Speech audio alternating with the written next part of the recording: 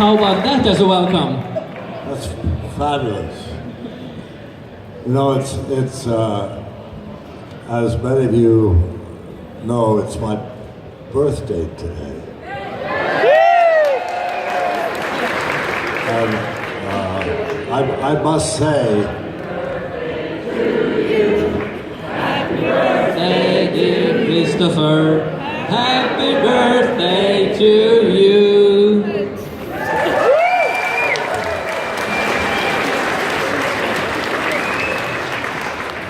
I just gotta say,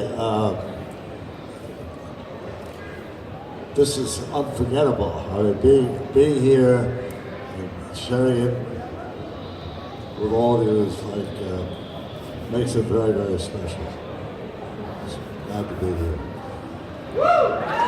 Totally worth an applause, guys.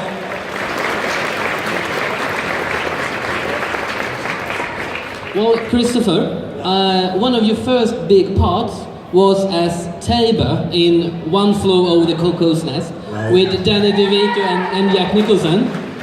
And I'm wondering, is it true that you prepared yourself by spending time in a mental institution prior to filming? Yes. All the cast. Is this working? Yeah, it should be. Okay.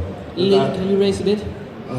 All the cast came to a mental hospital, and about 2 weeks before we began shooting, and we'd spend time with the patients in the hospital, going to group sessions, therapy sessions, and being able to visit particular patients that we became friends with. So we got a very important view of how they live, the way the hospital is run, and how these people, who these people are. So it was great. Yeah, and I mean, exactly. I think that was an applause. We mentioned Tabor, but I knew that you'd done so many films and so many memorable characters. But I must say that you're the most famous for portraying Dr. Emmett Brown in Back to the Future. Although I heard that you originally tossed the script in the paper bin. Yes, this is true. I left New York and went to Los Angeles, and I had a good career in the theater going. It was,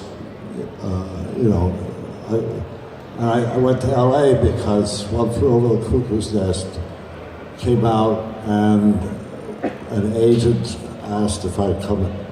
So they signed me if I moved to LA, so I moved to LA. And I was there for a while, and I got an offer to go back to New York and do another play.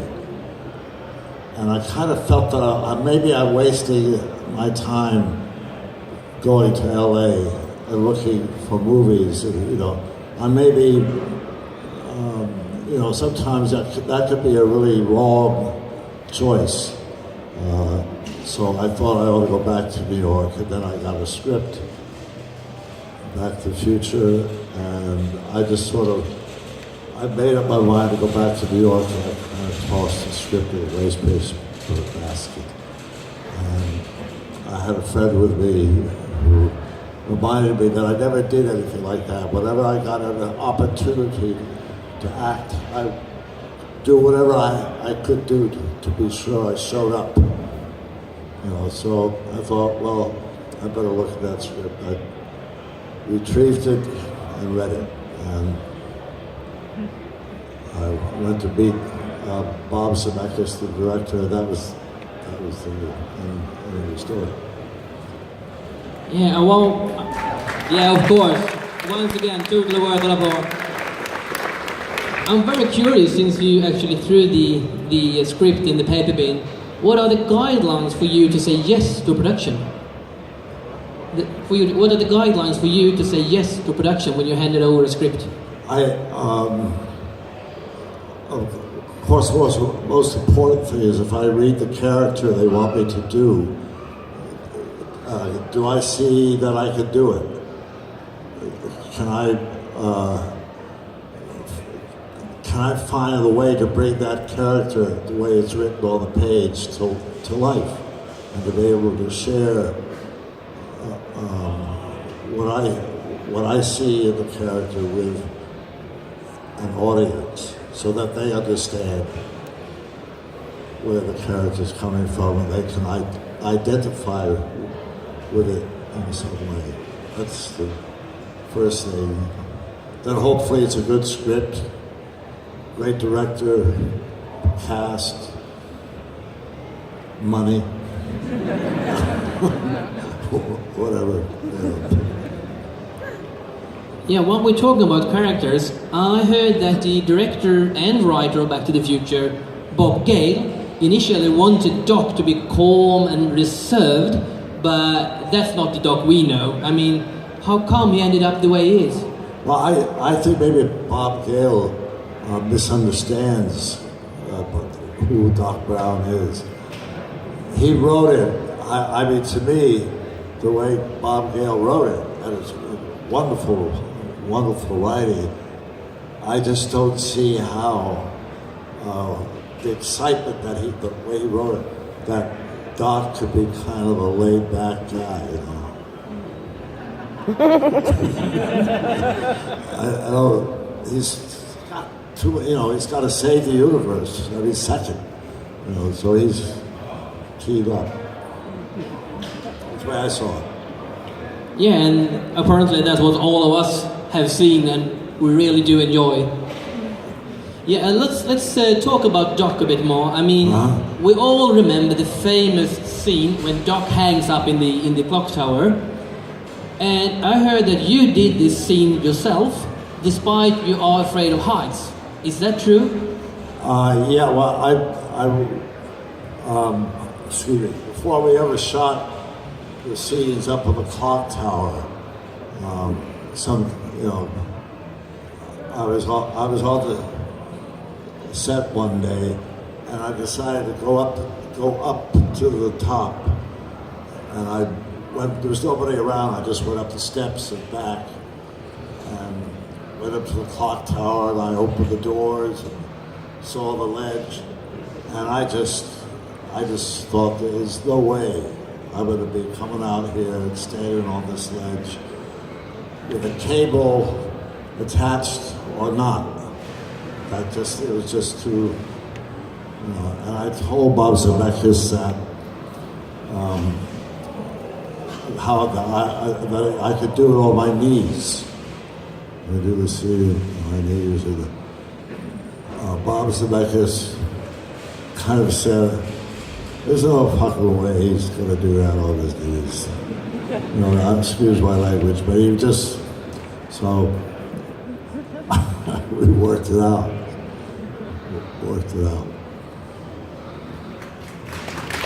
Yeah, of course, totally worth an applause. I'll go to another character of yours, because I heard that you were a big fan of the Addams Family cartoon series as a teenager. So, how did you react when you were offered the part as Uncle Fester? I was stunned. You know, I grew up with Uncle Fester. My family got a magazine every week, and there was a cartoon, Charles Addams cartoon, in the magazine with Uncle Fester. And I particularly liked Uncle Fester. He was Uncle Fester. He was the guy that he was. And I really loved the character. And then decades later, I got a call to do the movie as Uncle Fester. I couldn't believe it. I thought, what are the odds something like that happening? And I thought, I don't look like him, you know. Uncle Fester is all round and, you know, bald and all, but we did some experimenting with makeup and costume. we worked it out. So there were other ways that Uncle Fester looked prior to the one we see on film? Sorry? Was there other, call it like layouts of Uncle Fester that they were like doing for production prior to what we have seen on film? The version of Uncle Fester that we see, Yeah. is that there were originally other versions prior to that? I've seen some of them. I feel ours was the best.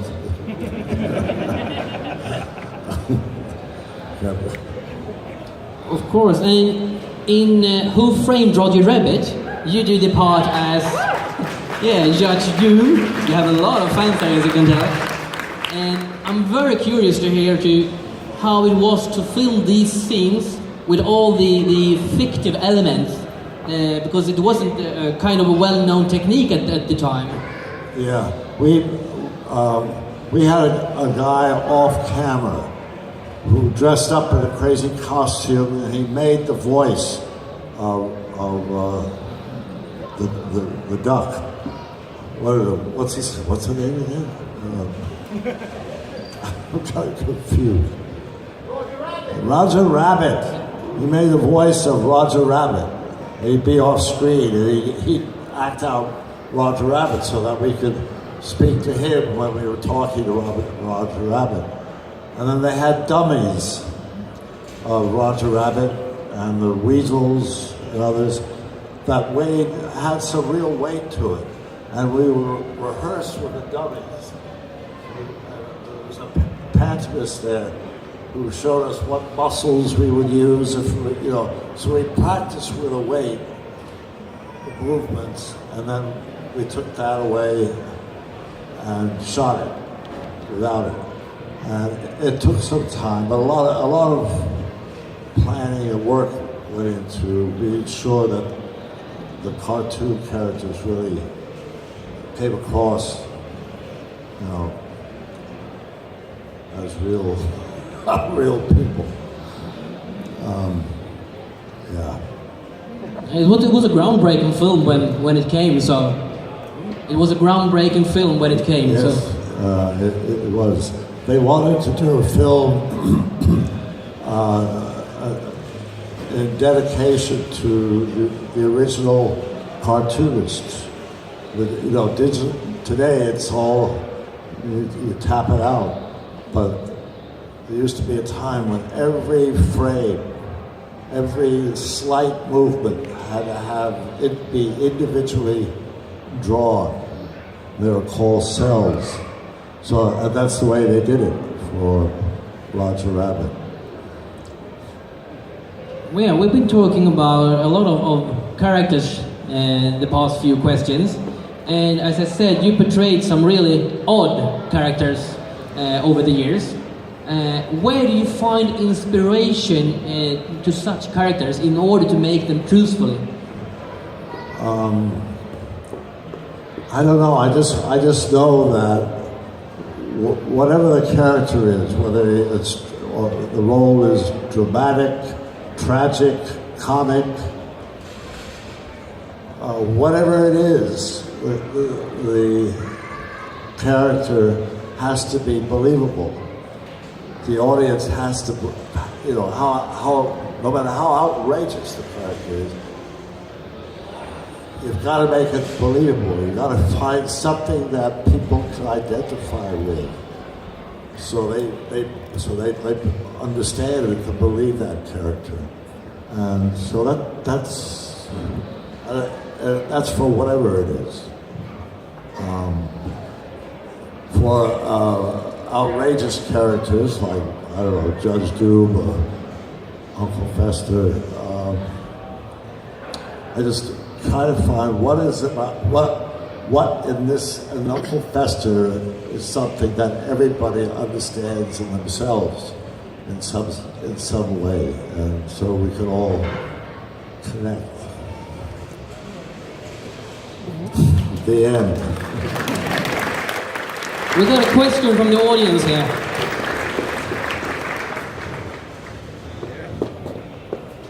Hello, great fan. Yes, I was wondering about, as we all know, Michael J. Fox wasn't the first one to be cast as Marty McFly, but it was Eric Stoltz, and he even made a couple of scenes. So I wondered, because I do a lot of acting, I love acting, I go to school, so I can find it a bit irritating sometimes. Like, how did you feel about like switching actors and like redoing scenes with a new actor? What was it? Schultz? I think that was me. Yeah. What was? Eric Stoltz. Oh yeah. I'm sorry. Eric Stoltz. We filmed the film Back to the Future 1 6 weeks with Eric Stoltz playing Marty, and then the switch is made. And I didn't know anything about it until the day they made the switch. Announcement was made to the cast, and the question was that Eric Stoltz is a very good actor, and he acted it very well. He acted, there was no problem. I felt he was very real, and I didn't, but the people who were looking at the dailies, the footage, felt that he lacked a kind of comic, a knack for comedy, you know what I mean? They had the character, but Murphy had to have, Marty had to have some a comedic sense, and Eric Stoltz didn't. And they had to have that. So they made the switch, and it's unusual for that to happen that late, 6 weeks of the shooting. But that's why that happened. Yeah, and what we're talking about, actor in different parts, I heard a rumor that you were considered the role of Jack Torrance in Stanley Kubrick's The Shining. Is that true? That you were offered the part as Jack Torrance in Stanley Kubrick's The Shining? I thought I was offered the part of Lloyd. Strangely enough, he's the bartender in the big lodge, but I didn't get it. Getting confused. No, I know what happened. I wasn't offered the part, but Jack Nicholson did some persuasion to Stanley Kubrick about my doing it, but I was never made an offer.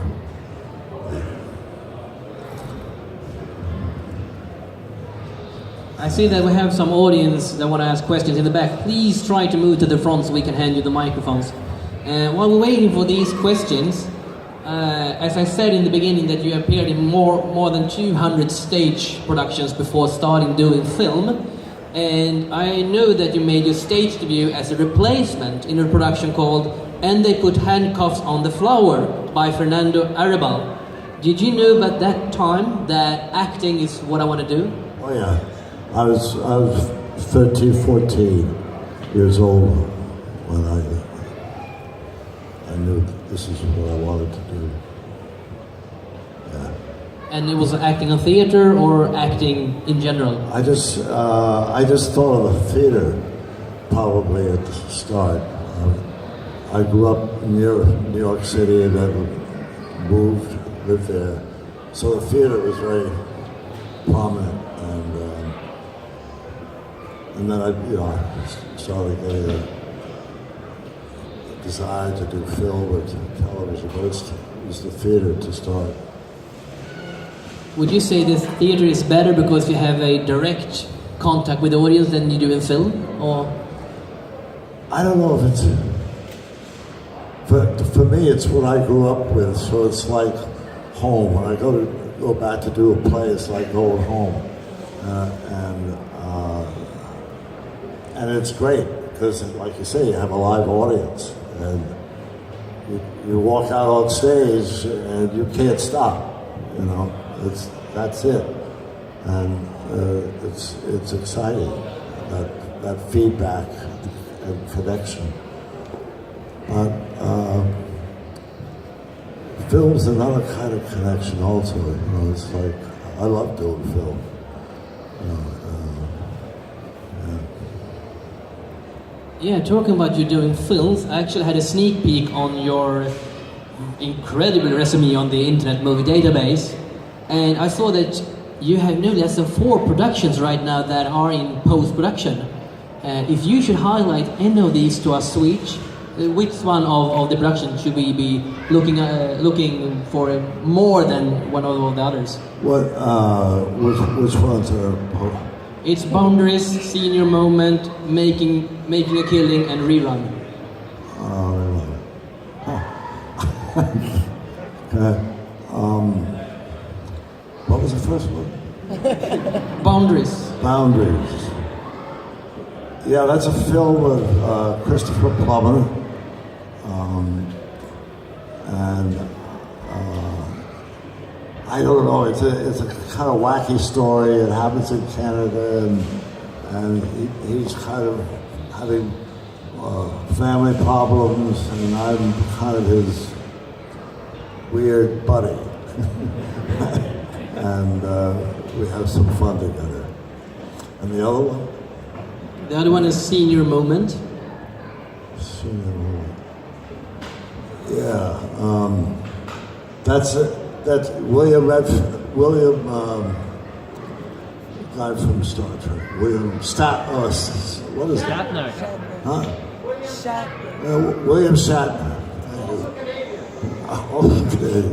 William Shatner and I are buddies in a film that's coming out, and it's a comedy, romantic comedy. It's sort of fun. I hope we make it sort of interesting pair, and so I hope it's out there. I don't know what to say. And the third one is Making a Killing. Making a Killing is a strange kind of Midwestern story about odd characters living out of a little town on the prairie, and it's cool. It's kind of cool, and kind of a mystery, suspense, weird suspense film. I don't know what else to say, but I'm looking forward to that particularly. And the last one is Rerun. Rerun is a kind of a horror film genre. It was with a Mexican company, and it's a very complicated kind of mythical mystery horror film. I hope it scares the hell out of you. Totally well. Yeah, we got a question from the audience.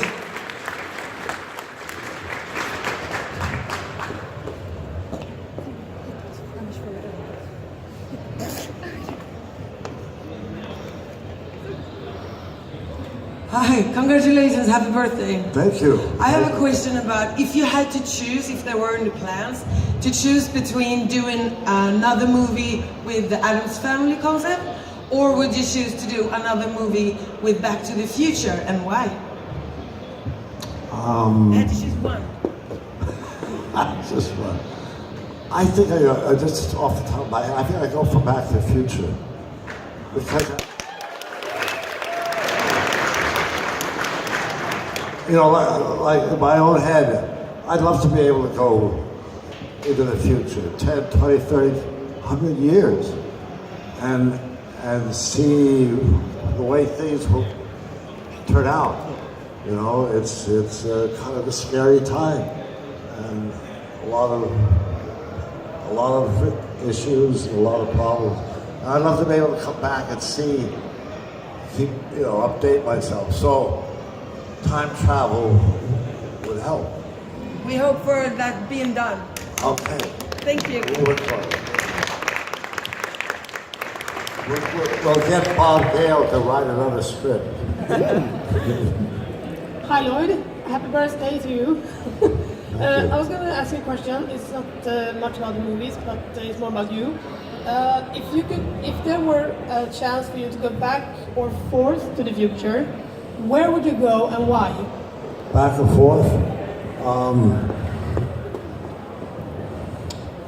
I think it'd be cool to go back. I like Shakespeare. I like doing Shakespeare.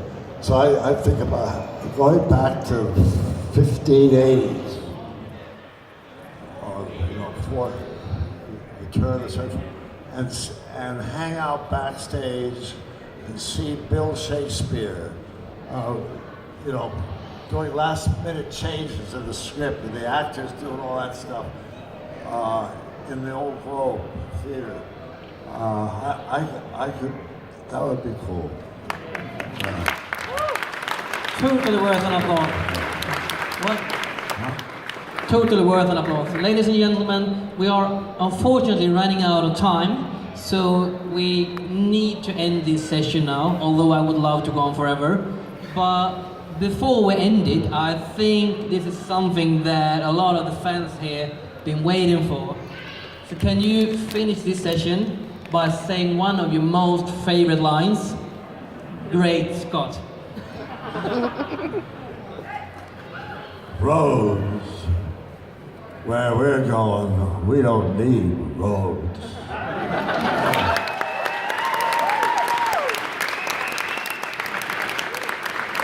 Great Scott! Ladies and gentlemen, Mr. Christopher Lloyd!